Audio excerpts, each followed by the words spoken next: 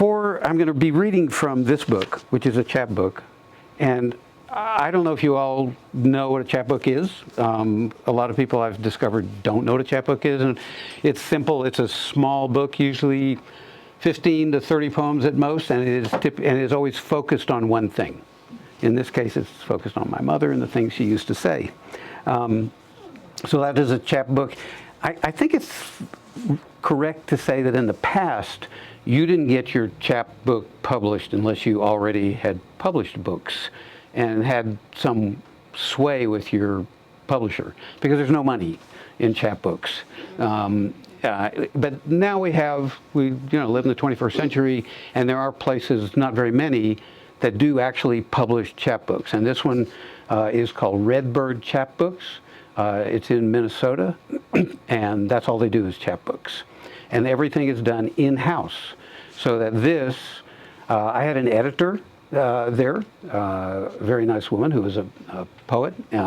They have people who design the books. They have people who make the books, put them together. It's all done in-house at Red Bird Chap Books in Minnesota. And this is what I'll be reading from primarily.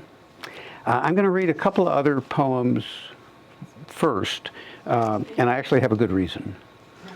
The first thing is, it's sort of chronologic for me.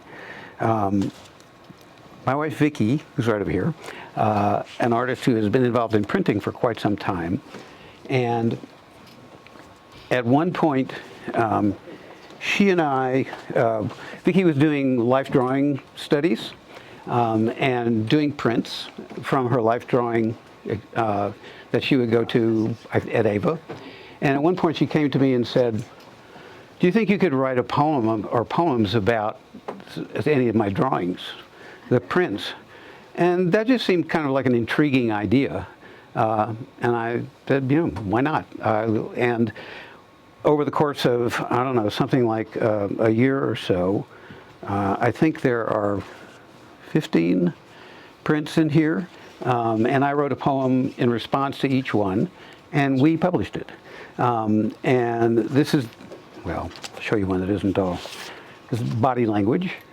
It does have an ISBN number. I didn't know that.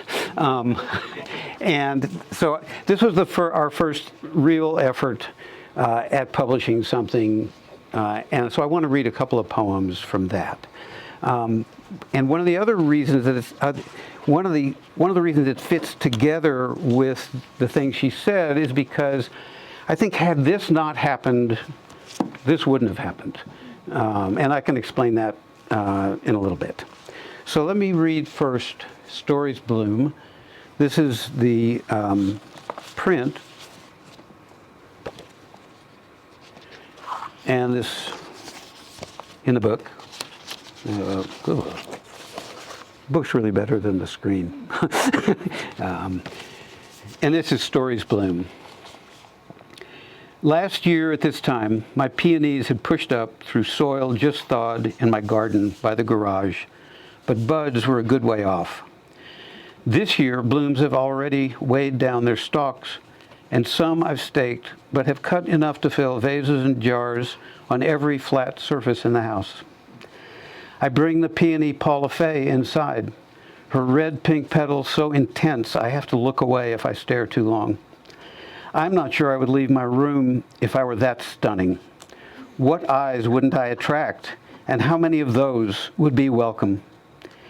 It's hard to tell what a stranger is thinking when he looks at me. Harder still when it's a woman. I see their faces as sketches to fill in with colors and shading, with symmetries and distortions. I see them as people with stories. They tell me with their eyes, their hands, the tilt of their head, when they hear an unexpected voice.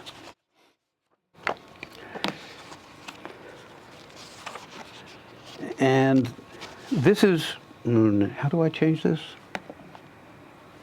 Is that the computer? Oh, I can change it here. Oh, okay, great, thank you. Down to, there you go. Good, okay. This, Vickie tells me, was one model, but she did 3 quick takes on this. And this is called 3 Women.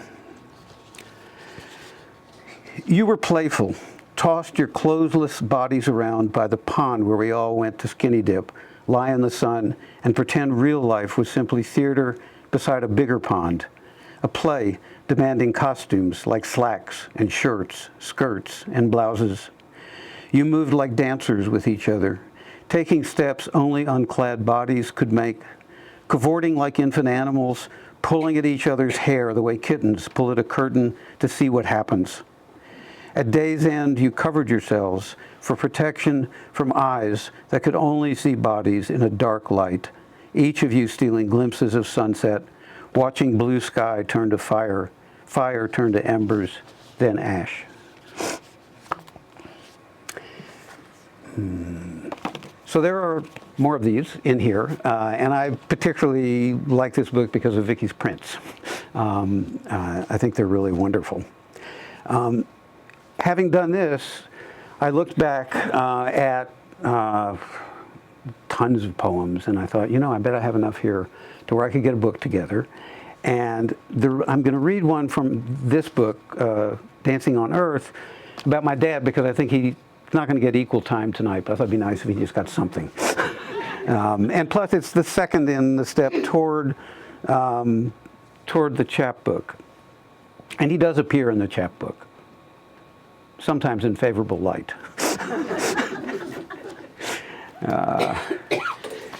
And unlike the poems about my mom, when I was a kid and she was much younger than my dad was in this poem, again, Dad here is probably in his 70s or so, something like that, maybe 80s. And he would fly up to see us. And this poem is called Flying to Me. Dad will have to sit with legs cramped in coach. He can watch the attendant pass out peanuts and pretzels while he listens to feedback whining in his hearing aid, smile as if he hears her. Sky high in the thin air of flight, he can look down at his wallet-sized pictures of me from my last trip to Texas and remind himself where I fit into his pantheon of fairy tales, filled with sons and daughters, brothers and sisters, and more grandchildren than he can remember. He crosses out any deed or misdeed not fitting the puzzle of myself he put together when I was 5 or 6 and touches up lightly every few years. When he leaves the plane and traverses time's short tunnel, he will emerge into a fluorescent reality, strange yet familiar, and seeing me, reach for the outstretched arms of a man he believes he knows. I will feel his softened chest and cheek, see roomy dampness in his eyes, and wonder if it reflects a well of tenderness and love trying not to spill over, or is simply the years blurring his once hard edges. That moment will expand into the day-to-day confusion of his visit as I make him morning coffee, black but not as strong as mine, wear broadcloth button-downs when we go out to eat because he sees me that way. And each day I will again finger the frayed and fragile knot that ties us together, trying as I have always tried to figure out which loop is the loop that will not come undone. Which then brings me to the things she said. Now, about the things she said, I want to tell you how, a couple of minutes, how this happened. This was 3, 4, maybe 5 years ago now, and I heard myself saying things that my mother used to say. I thought that was kind of interesting. You know, it's like, you know, that's definitely where I heard it. It was my mother. And once I noticed that, I started paying a little more attention to it, and I realized that there were a lot of them I was saying that she had said.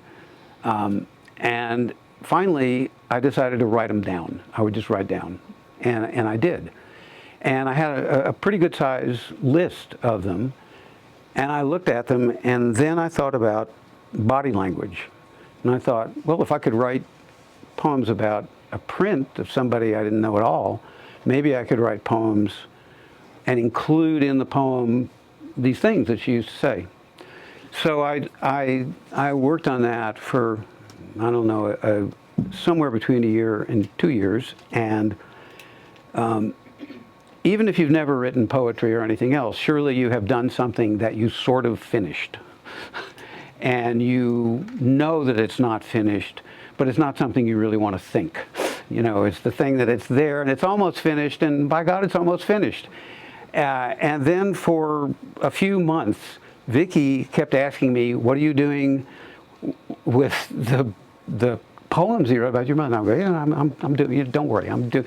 And it was getting harder to put her off because I knew she was right, that I should just go back, and if I was willing to do the work, I could finish them. That's what I thought anyway.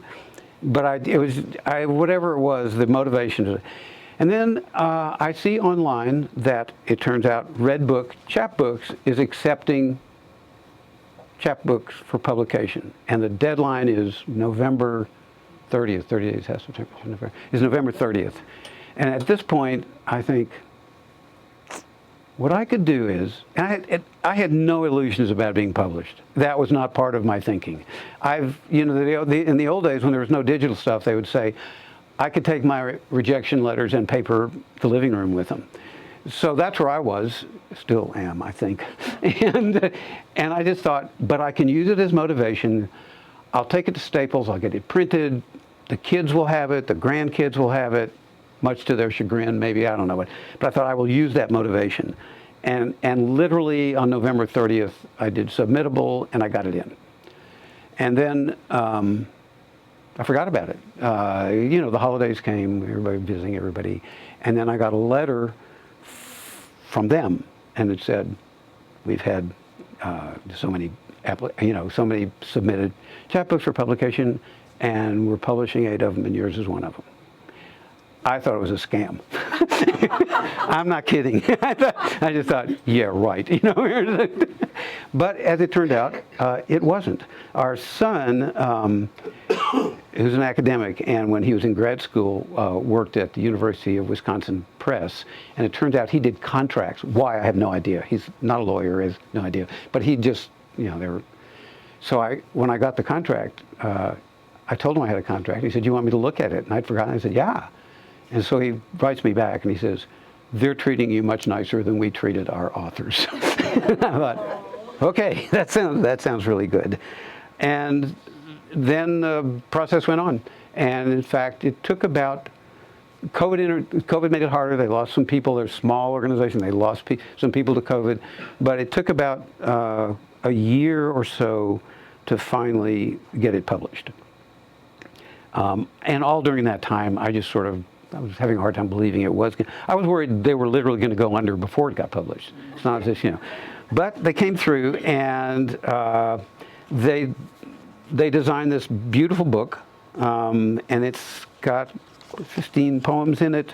I had an editor that I worked with who was a wonderful lady who is a poet and had some good advice on a couple of things in the book. And then, after that, Vickie, my wife, said, "I bet you could read this at the Norwich Bookstore." I said, "Oh." My agent. Now I have an agent. So here we are. And I will want to read you a number of poems from this book. Okay. Let me see. I have a list. If I didn't lose it, here it is. And in the book, one of my mother's sayings, whatever, is in every one of the poems, and they're in italics.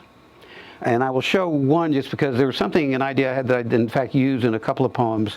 It won't be this first one, and I'll comment on that when I get to it. So let me start out by sort of placing our family. My mom and dad were from LA. I was born there, and we moved to Texas when I was 4. And when we moved up here, I forgave them for that. But it took a while. It took a while. Okay. And Houston was 500,000 people back then.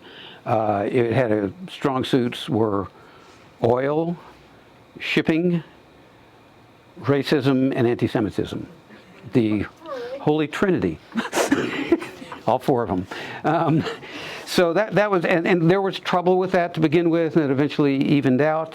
It took some doing on the part of my parents. I just didn't really know what it was. And so this first poem is called The Good Lord.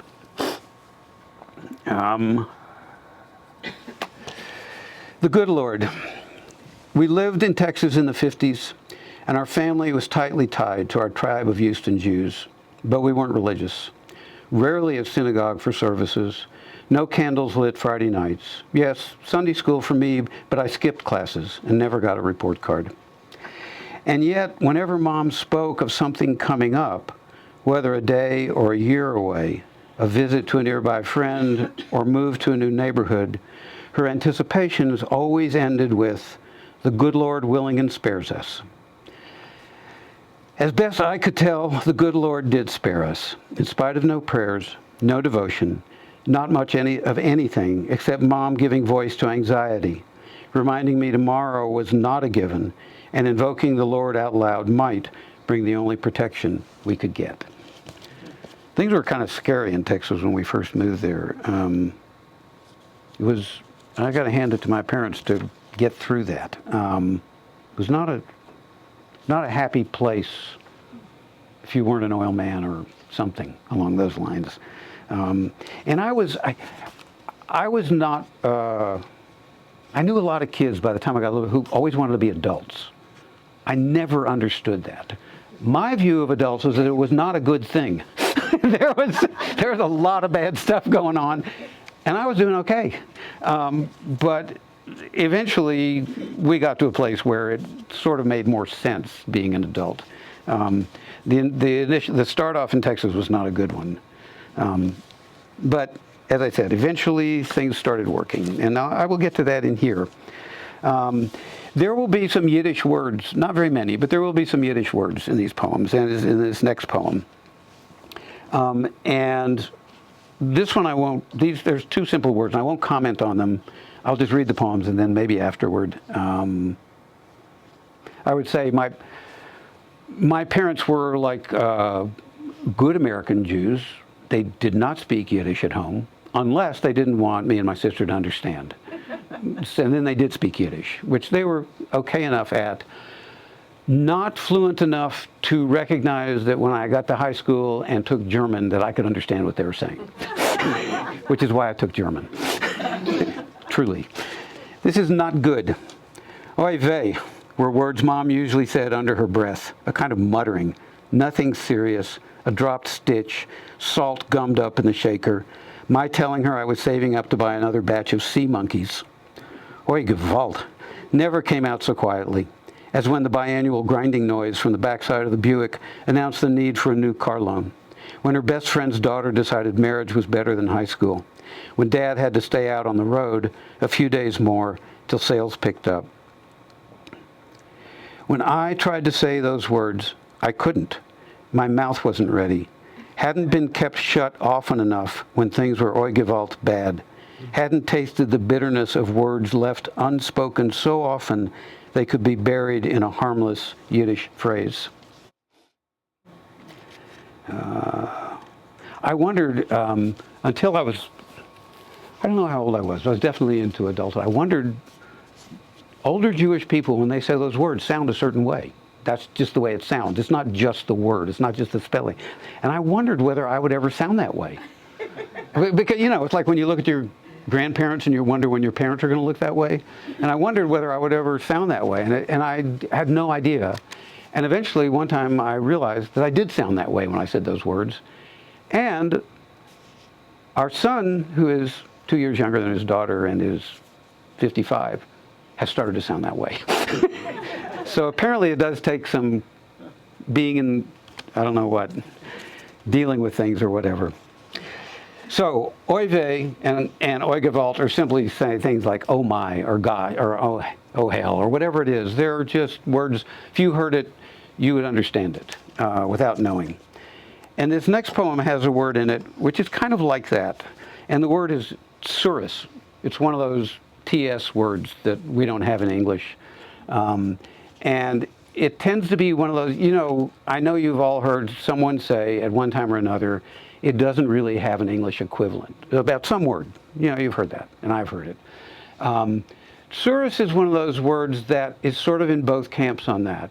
There isn't really a good English equivalent, but if you hear it in a sentence and you hear someone say it, you don't need the English equivalent. At least that's the way I felt growing up. So this poem is called A Word. I knew Mom didn't want Surus because I heard her say so often, Surus like this I don't need.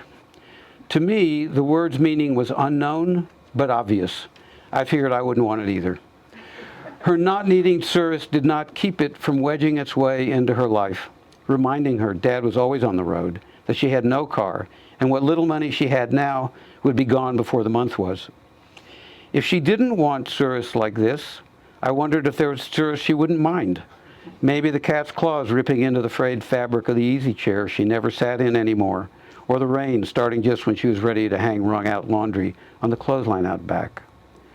I knew that Surus was not good, but how she said the word was worse. It might come with angry eyes, but most often those eyes shined above shoulders, sagging into a sigh, settling into a familiar shape I later realized was resolve. My mother was a superhero, but not like the ones in comic books I read and reread to hide from Surus I knew was crouched in the wings, ready to plunge into our day-to-day drama, tease, torture the heroine struggling on stage.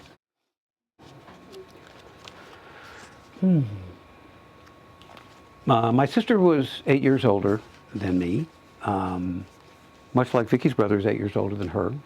We were meant to be. And she was quite beautiful. And she and my mother fought with some frequency, as I don't think they were unique. I think mothers and daughters frequently don't get along. And they fought.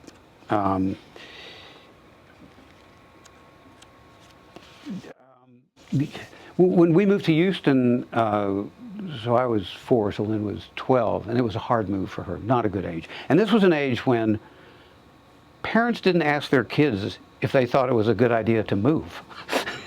Some of you are bound to be old enough to know what I'm talking about. I mean, we moved. Nobody ever asked me if I wanted to move. And back then, I got moved, I was 4. But Lynn got moved, she was 12. And it was a hard time for her. 12 years old, we just said to visiting friends, like, that's a hard age. And no one ever told us that other people thought it was a hard age too. We thought we were the only ones. They're having a hard time at 12 and 13. But it was a hard move for her. This poem is called The 18 Years' War. Good morning, sunshine. Mom's wake-up words to Lynn, who always rebelled at the news that it was time to get up, get dressed, stumble through breakfast, and somehow make it to school on time. Lynn was 16 and angry, and when she ached for more time in bed, bitterness would pinch her eyes shut as she lost her battle with morning routine. Awake and edgy, Lynn fought with Mom like they'd been enemies forever.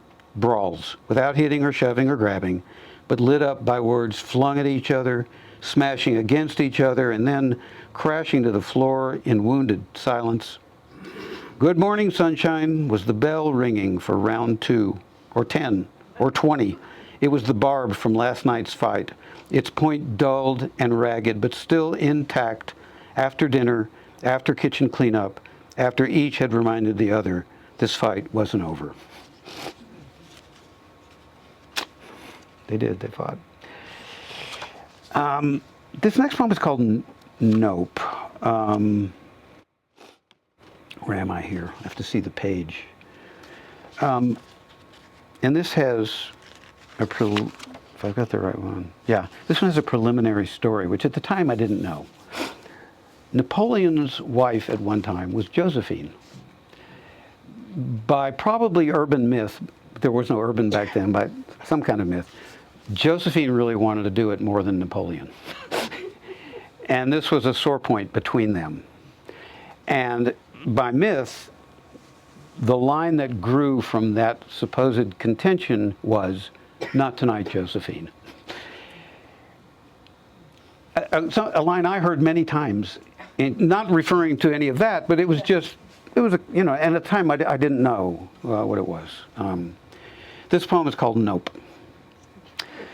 Neither Mom nor Lynn knew Josephine had been Napoleon's wife, had been Empress of France, but Mom did know that her teenage daughter was as beautiful as any empress, and on any given night would leave the dinner dishes undone, skip doing her homework, and stay out late into the night if she could. And that meant arguing, shouting so loud they would drown out the radio, and then ignore each other in a silence so painful I wanted to cover my ears. Every once in a while after dinner, Lynn would look at Mom, lower her eyes, and shape her pretty mouth to say something. But before she could get a word out, Mom's eyes would flash like sparklers just lit, a message that Lynn's plans for the night were about to be quashed. Mom said, "Not tonight, Josephine."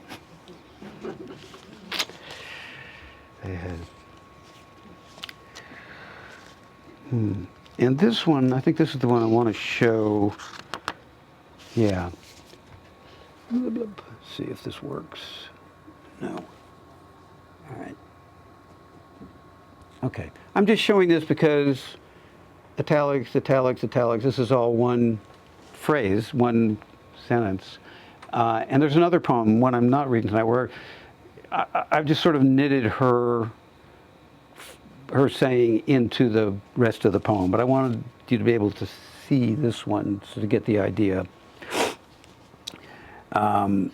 And this one is called It's Better. I've been poor. No money meant dinners with nearly enough food, clothes sewn on the singer and repaired there if need be. I was little.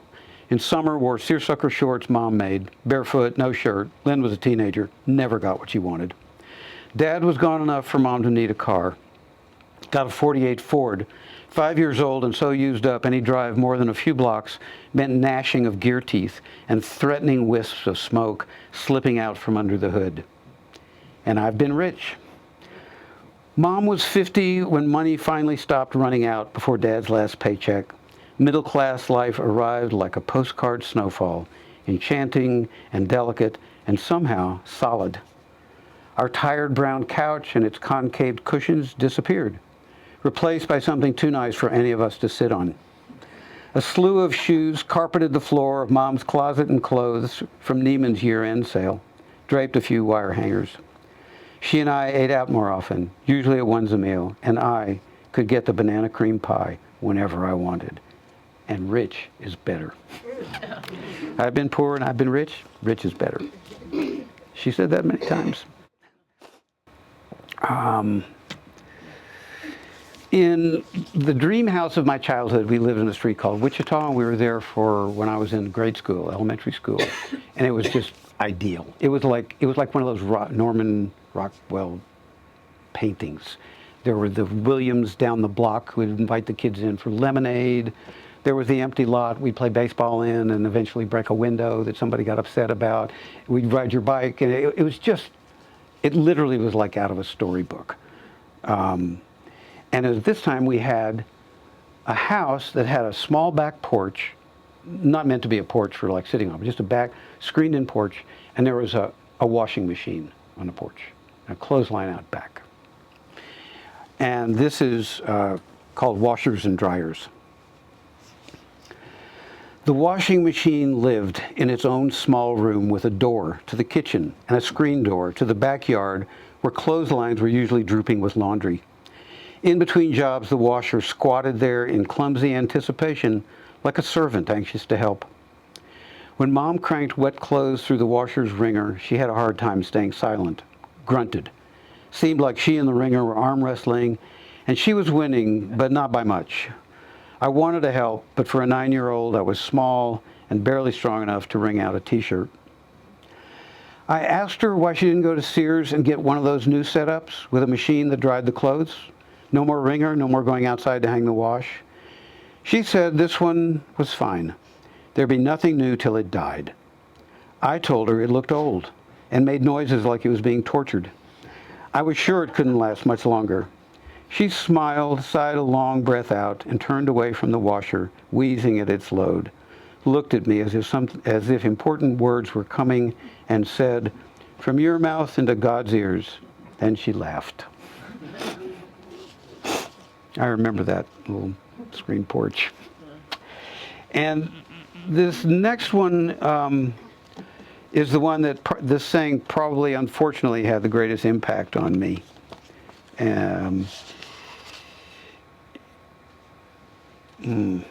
Yeah, okay, this is right here.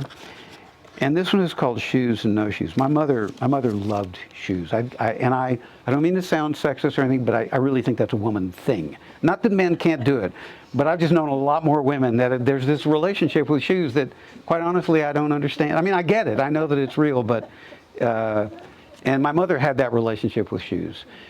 My dad, bless his heart, recognized that, and if he was going to indulge her in anything, it was shoes. And she took advantage of that. I'll just read this, and the lesson will be apparent at the end, I believe.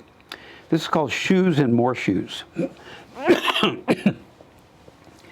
Shoes on Mom's closet floor were ordered like a library's neatly arranged books. They looked expectant, waiting for someone to put them on and go somewhere. Patents shined as if they'd just been bought. Colorful ribbons tied in delicate bows perched atop a pair looking anxious for spring. Some of the shoes seemed ready for dinner parties, their lacy patterns filigreed onto soft leather uppers. None of the heels were very high. Flats showed the most wear, leather wrinkled and scuffed, a reminder that comfort was a trump card often played. Every now and then, Mom would add to this gallery, giving reasons for buying the new pair. Reasons that never made sense to me. I had tennis shoes, black leathers for dress. Why would I want more? One day, Mom unboxed high heels that looked nothing like her other shoes. Sapphire blue beads arcing along the instep suede sides, rhinestones glittering like pebbles sitting a bit behind the toes. I wondered why she got them, where they might take her. She picked one up, turned it slowly, offering it for the admiration she felt it deserved, and as she reached for the other shoe, explained, "Money is no good till you spend it." A lesson I have taken to heart. Sometimes, unfortunately, a good hunk of my adult life.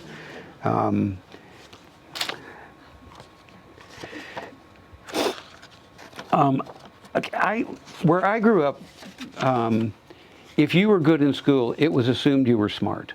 We all know that's not true, right? I mean, you might be smart. It's not that you're not smart, but it's not a given. Where I grew up, it was a given. So everyone thought I was smart. I did not think I was smart. I didn't really think about that kind of thing. I was very happy being a kid, most of the time. And the idea of deciding whether you were smart or not smart or what are you doing just was sort of beside the point. Because you just got in the way of playing, basically. But every once in a while I was kind of reminded how smart I wasn't. This poem is called Confusion. Even though I was only 9, I knew Mom was a straight talker. No hidden meanings, nothing off topic. So not only couldn't I understand what Mom was saying, I couldn't believe it was her saying it. You can't have your cake and eat it too. Made no sense at all. What's the point of having cake you couldn't eat? I remember the two of us staring at each other, neither able to understand why the other looked so confused. For Mom, old wisdom simply said, for me, a riddle with no solution. She repeated it, making it worse.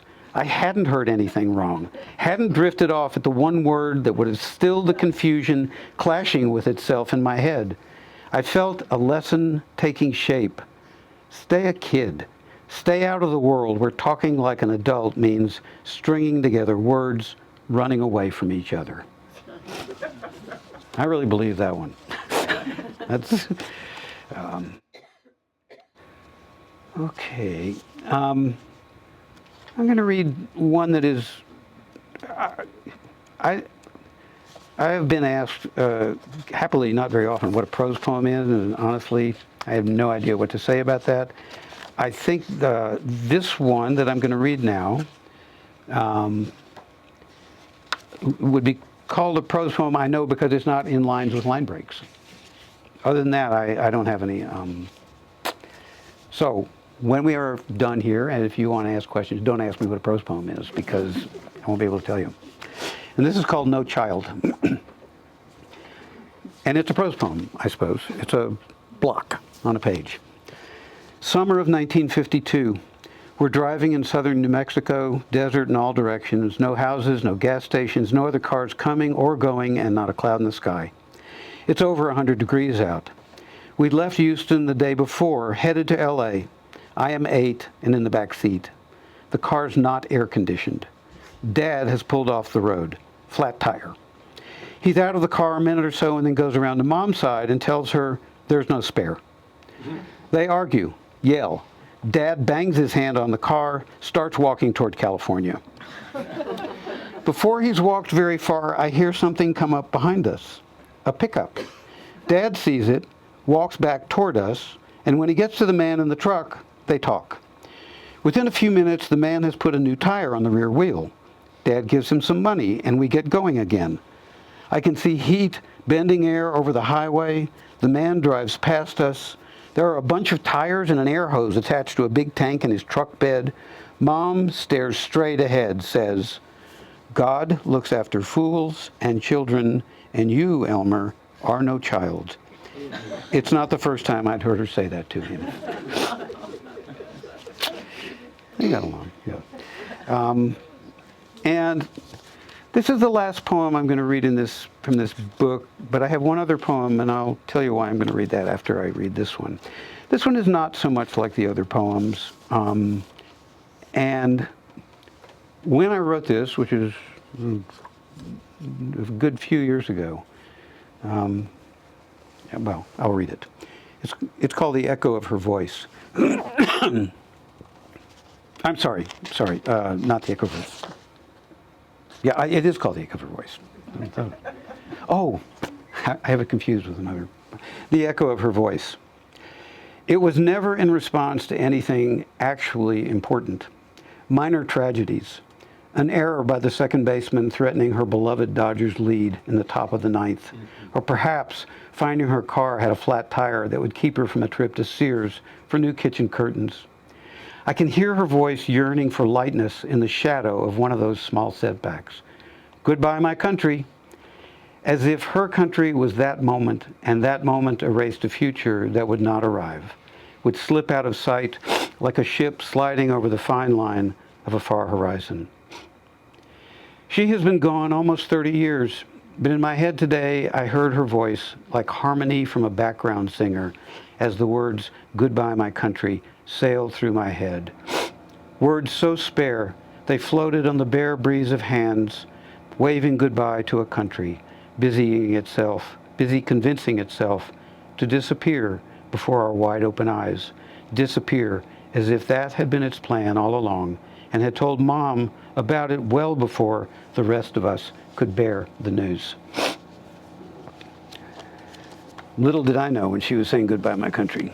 So, because that poem to me is really kind of depressing, I'm going to end with another poem that is not from the book, and it's one with Vickie's print, and it's also seasonally timely. What more could you ask for? If I can find it. It was here. Well, You've got 2 copies. where am I here? There's 2. Yeah, but it's supposed to have a little, well, I can find it. There's not that many poems in here, really. This poem is called North Country Winter is Over. This is the print that goes with it.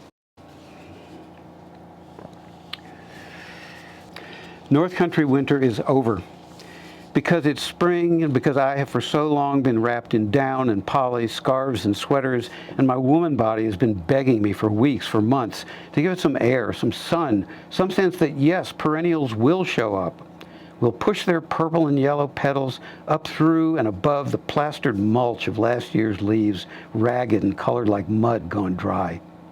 I have nothing on, and my skin glows golden in the afternoon sun, and Mr. Nolan in the house next door is doing his best not to appear as if loitering in his own backyard is a sin or against the law, is doing his best not to appear too obvious as he tries to visually pry apart the slats of my deck fencing. And I'm trying to look as if what he's doing is mere oddity and not a silly sitcom version of our lives, which it's not, because I do, after all, have exactly the body Mr. Nolan wants and needs to touch. He, too, has been through winter, and now spring is here for both of us. And that's it. Thank you.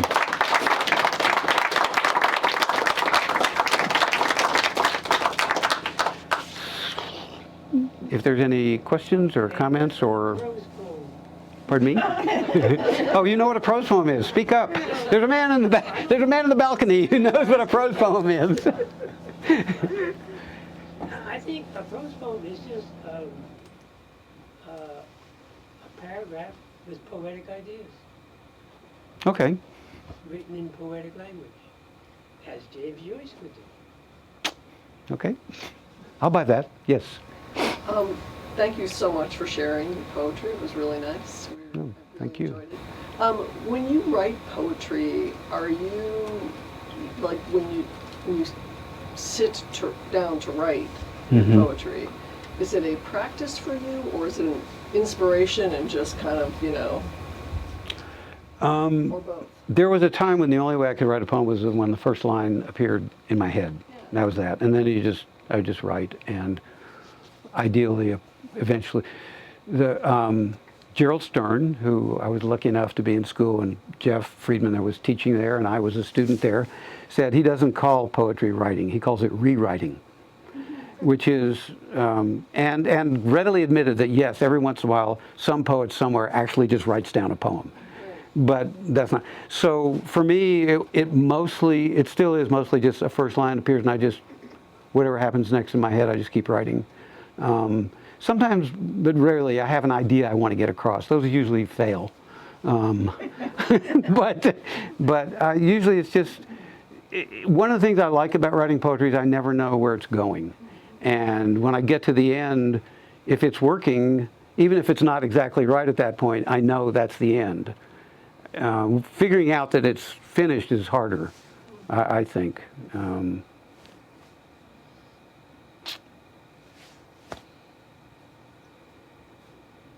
have a thought. Mm-hmm. How much reading, I mean, this is self-referential also, but how much reading of other poets on a regular basis do you do? And what you read, does it stimulate your own writing? So true confession is, I read poetry, but I will read novels. And it is, I'm not very good. The older the poetry gets, the less good I get at really connecting with it. I don't know, the language is, language for me is something that's like, in a way, part of me. And I'm not that good at connecting to, like, if I'm reading. So and I don't mean that about any old, but any poetry that is older. But it's harder for me. And when I read a poem that is one that really strikes a bell, it's usually a line in the poem, or it's something, an idea that comes from the poem. And if it's a line, I'll write that down. And I think, again, I don't know if Gerald Stern said this or somebody else at the school said, they said, good poets mimic, great poets steal. So I write, I'll write stuff down. But it was also said at this place that there are more people writing poetry than there are people reading poetry. Yeah. To some extent, I'm guilty of that. I know that. But I'm not a full-time poet. I'm not. That's not what I do every day. I can tell you, for example, when I at the writing program, in the MFA program, God knows how many people said you have to go to your same desk at the same time, and you have to be there. And the quick answer is because if the muse shows up and you're not there. However, I was fortunate enough, there was one poet there, after hearing this, and I was getting discouraged because that's not really who I am, and unless I was going to work. There was a poet there, and she was getting ready to lead this workshop. And she said, before we start the workshop, I just want to say this. I write poetry whenever I feel like it. And I thought, okay. So it's like anything else. You know, there are people, most people will do it a certain way, and it works, and it's a good idea. So I'm not. I literally, at some point, sort of had to give myself permission not to read as much poetry as I knew I should be reading if I want to write poetry. But, you know, it's... Yes, Jeff? Well, I'm probably showing my age here, but in reading AARP, it said that, you know, one of the good things for your memory is reading novels because they have storylines versus reading history, you know, and you have to try to remember the characters in the story. So I just threw that in there, but I'd like to know what novels you're reading. Right now? Period, yeah. Right now, I'm reading the Heaven and Earth grocery store. Which one? Heaven and Earth grocery store, because I liked Deacon King Kong so much. And I finished, there's a book, the books I would recommend to anyone, and they have them here. In fact, Sam has a review on the back one.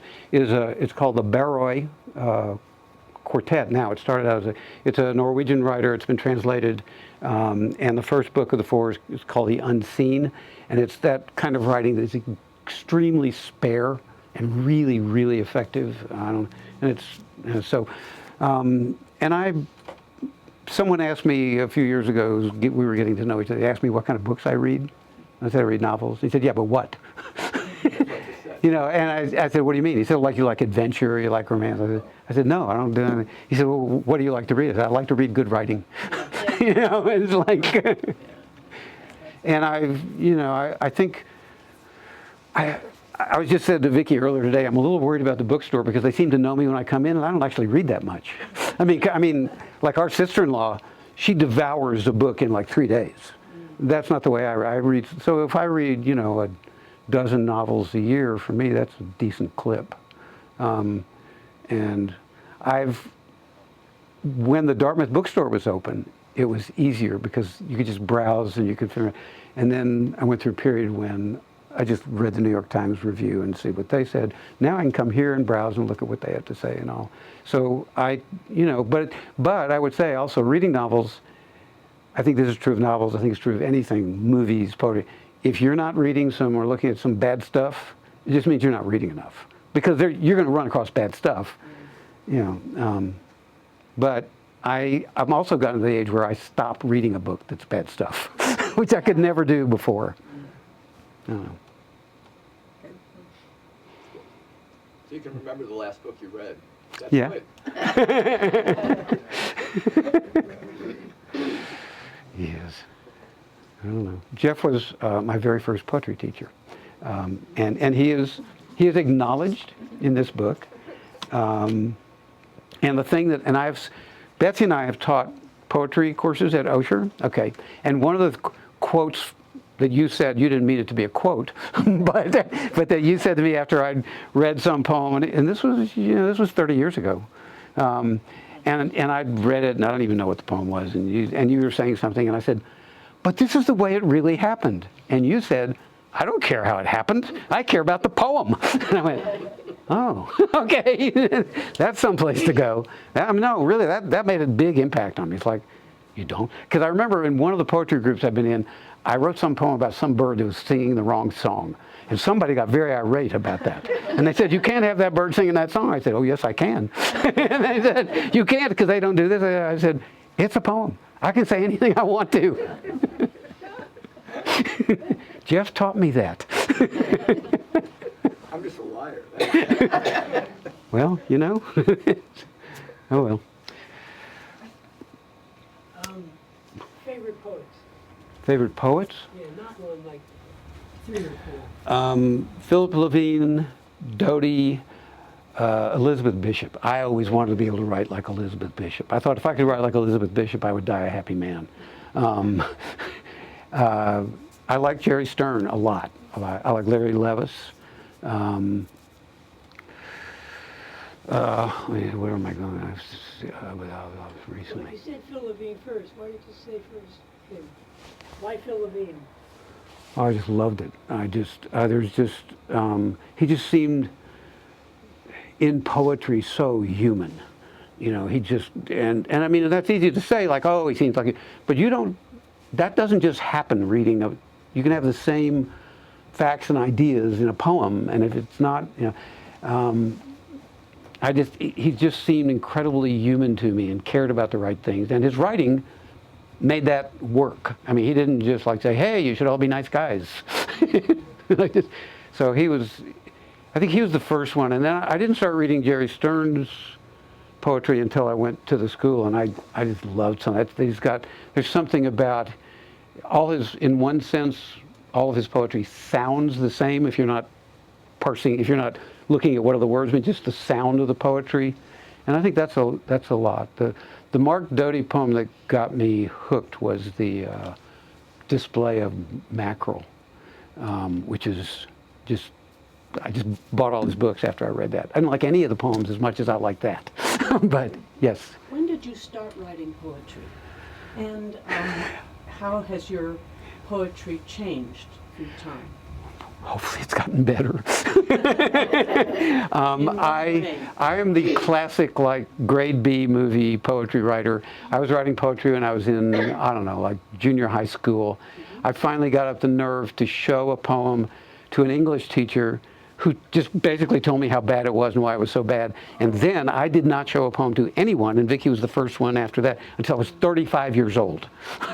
Which meant that my poetry stunk.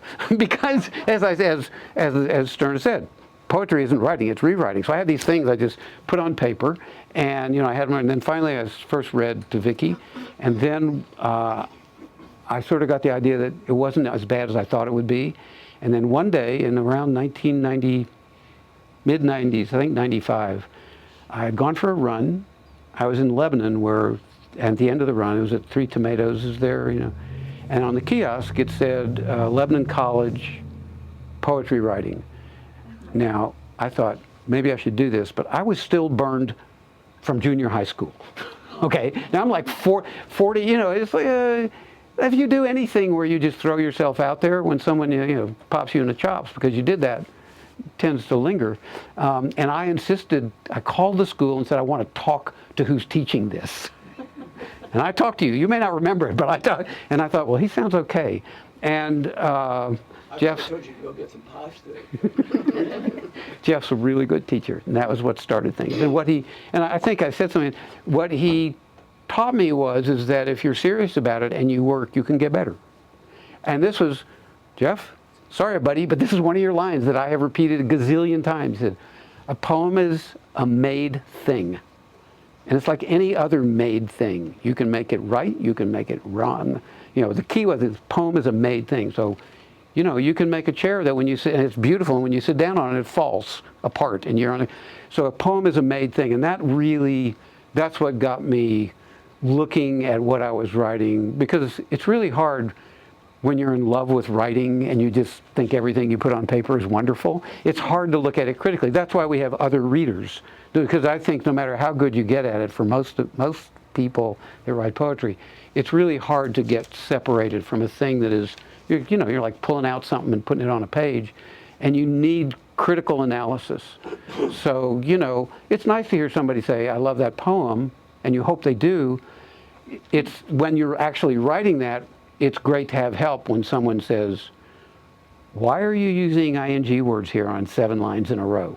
I don't know. And you can think about it. Maybe it's right, maybe it's wrong, but you get to think about it. And that's why I've been in poetry groups, and the reason is not to get from someone in the poetry group what I should do with the poem, but just to get things kind of like, get the billiard balls hitting each other so you can think about it. Because a poem is a made thing. And some are better. I remember, sorry, Jeff, I had said to Jeff at one point, are any of his, I don't know who I was talking about, where all the poems are great? And he said, no. Well, but mine were. Except for yours, yeah, right, except for yours. So it's in certain ways, it's like any other skilled work. And in other ways, it is different because you're pulling things from inside that you don't want to end up being embarrassed instead of happy you said it. And what matters is not, I think, matters not so much what you say, but how you say it. You know, there are poems in here. I looked at these long after, and I thought, there's a lot here about my mother. and I'm just letting anybody read them that wants to. But someone asked me once if I thought that Philip Levine's poems were political. Okay. And I said, I thought any good poem was political. And the reason I think any good poem is political is because if you read a good poem, you've read something that's true.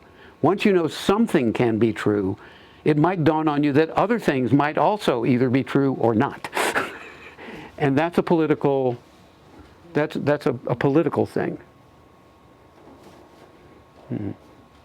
So I have a thought that may not make a whole lot of sense, but I'm a painter, and so I can paint a landscape, and that's out there. But sometimes I really, really want to paint what is, deep inside. So is there a difference? I mean, do you experience that? Can you, when you write a poem about something you're seeing and something you're feeling, and I don't know if that makes sense to you. I think it's probably kind of, the one I think of immediately is I tried unsuccessfully I didn't grow up in the north. I grew up in Texas, and the light up here is just stunning, especially in the winter, and especially in the morning in the winter.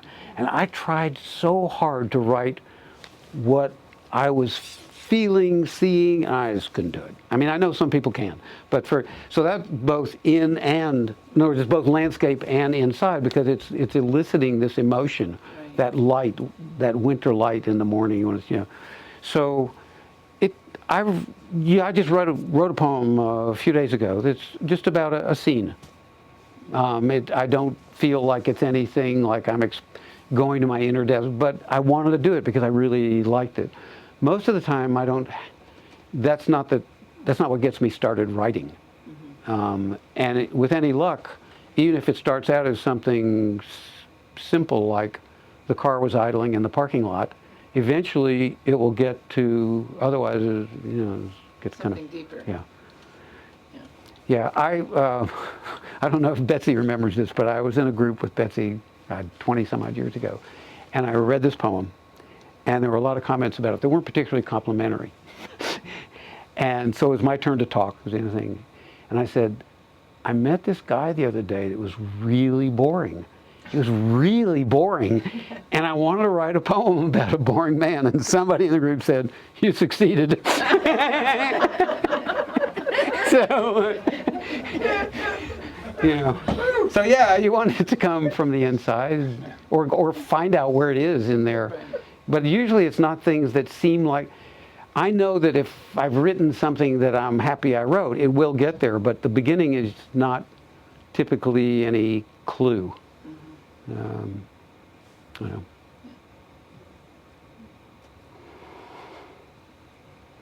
I think, are we? Perfect. Thank you so much. Okay.